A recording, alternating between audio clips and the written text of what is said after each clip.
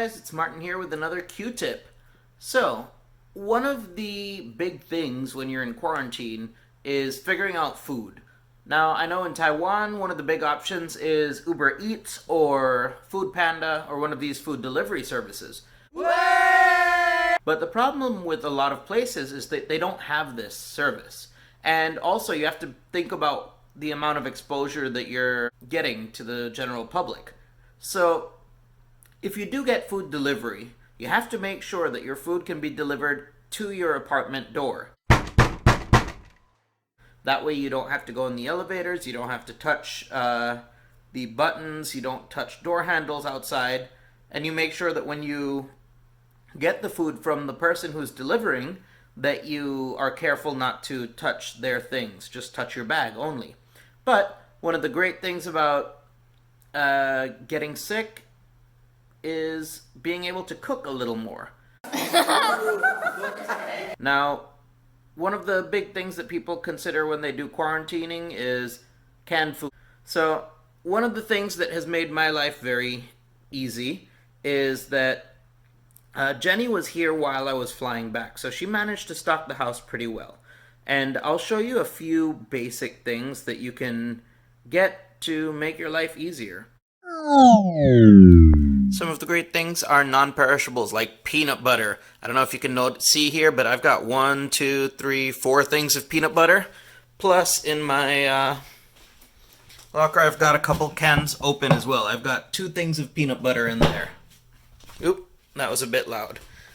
The other things that you can get that last a while are jams, tomato sauces, pickled stuff. So this is pickled peppers, just regular pickles. You've got a lot of canned goods that don't go bad that you can use to make decent meals. We've got corn, we've got tuna, tomatoes, several different types of beans, green peas, and ground beef and ground pork that's in a can. Now, it might not be the most delicious, but it's something that will hold. The other options are these types of things. The instant meal set. So you've got here biryani rice with coconut cream powder and sweet Thai chili sauce. The other one is a Thai tom yum soup. These are pretty cheap at the grocery store. Another one that we got at Costco is the brown quinoa rice. It's very easy. You take out a packet and you microwave it, or you cook it on the stove. The other staple is soups. So we've got quite a few soups here. We've got Campbell's cream soups. We've got some tomato soups, tomato basil. I've got some baked beans, which are great with like sausage and stuff. Lots and lots of popcorn. And, of course, ramen. Now, I don't know if you're like me, but I like snacks. And as Jenny's niece always says, there's always room for snacks. Like num num? So when you're thinking of snacks, you shouldn't get all just junk food. But, I mean, you do want some comfort food. I've got here my beef jerky. We've got some sunflower seeds to be healthy. I've got more beef jerky. I've got some Danish butter cookies. I've got mixed nuts. I've got stroopwafels from Holland. I've got granola bars and Jenny's Milano dark chocolate cookies. So this is my snack drawer.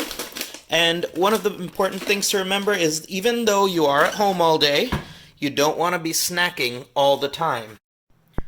So I didn't show you my fridge because my fridge is about half empty now, but some of the basics that I had Jenny got for me were eggs, sausages, some bagels, and some bread. So I still had some English muffins from last time I went to Costco. It's also really important to remember that you need to stock your freezer. You need to have at least a few different types of meats for proteins, and you need to have some extra, if you can't leave the house for 2 weeks, get some extra bread or bagels or English muffins or something. Throw them in the freezer. Remember, frozen veggies are really good because they don't go bad and they keep you healthy. Yeah, eat them veggies. And also, remember when you're at home, even though you might be tempted to just order out all the time, It's better actually to cook to minimize your exposure to the outside world. And also, it's a good time to learn how to cook if you don't know how to cook. Try eating something new. Eat different foods. Eat varied types of foods. Because if you eat the same thing over and over and over again, you'll end up getting tired of food. And it's easy to stop eating healthy when you're locked in your house for 2 weeks.